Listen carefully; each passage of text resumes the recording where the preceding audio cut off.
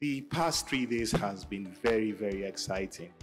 When I was sitting there at the back, I was asking myself, should this really end? How many of us wanted this to end?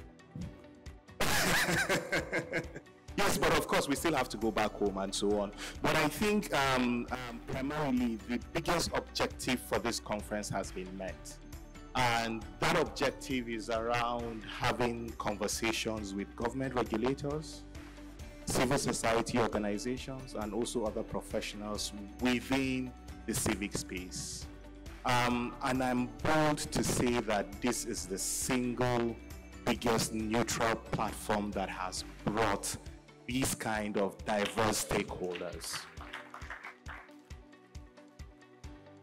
And I would be remiss also not to mention the contributions of not just the steering committee that has planned this, but also the participants themselves. Please, another round of applause for them. One of the big takeaways I think that I have really noted, over the past 3 days was the constant call for self-regulation. Anytime we talk about self-regulation, mostly in our small meetings and everything, I used to ask myself, are we not just talking to ourselves? But unfortunately enough, that's not the case. Like one of my senior colleagues, Hajia Sodotumadi, said in Lagos when we're having these meetings around self-regulation, she said, self-regulation is a matter of survival now. It's a do-or-die affair. And yesterday on one of the panels that I was on, I said this, and I like to share this story everywhere I go, because it was a story that, it was a profound moment for us. It was, I think Edosa was not there, but we had other colleagues who were talking about self-regulation, we were talking about CSO, we were talking about the good things we are doing. And then OAPC from Triple NGO said, you know what? Guys, let us just relax a bit. Let us calm down with all this long English. All these guys that are providing us with these services, that's those that are providing us with the video service, the ushers and so on, let us ask them, what is their own perception of CSOs? About 8 of them. You'd be surprised. None of them got us right. And they've been with us in that room for 2 days. Most of them were saying, me, I just want to open an NGO so that I'll collecting some dollars and be spending. Yeah. Some of them were saying that, man, as far as I'm concerned, it's just to be going to hotels, to be having some good food and so on. So what this means is that we are faced with a thankless job as civil society organizations. It's a very thankless job. You go to the politicians will tell you that you are not representative of the people because you were not elected. In your communities, they think you come to Abuja just to have some fun and have good food, and then you go back and you speak English to them. And then with the donors, again, you are required to do a lot of reports and also to try as much as possible to speak the language that they speak. And at the end of the day, you are still trying to do things that are for purely altruistic reasons, just to promote the good of humanity. So that is why we said this self-regulation, whether we like it or not, at some point we just have to do it. No matter how small it is, we have to start somewhere. There's a very favorite saying that I like to say that, make the first step.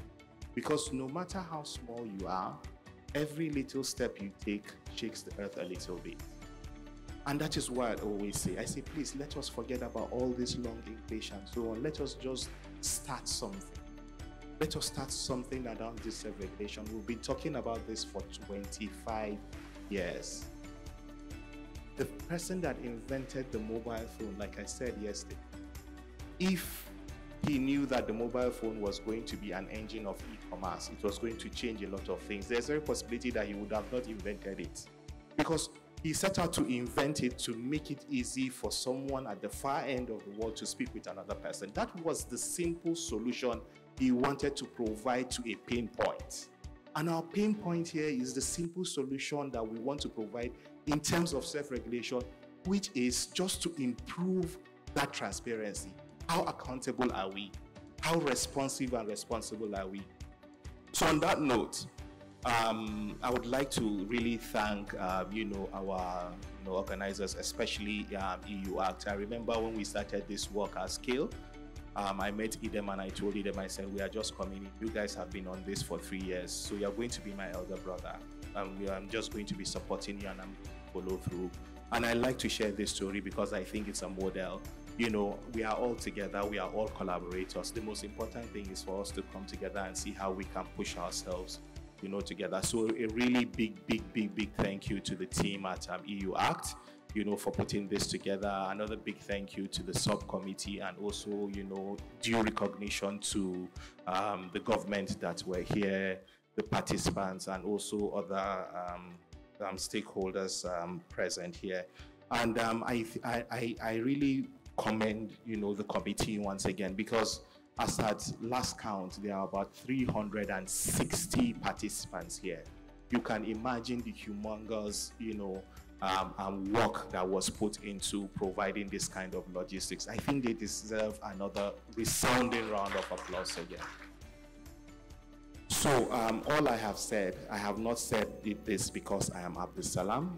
I have said this because I represent the chief of party, who happens not to be here.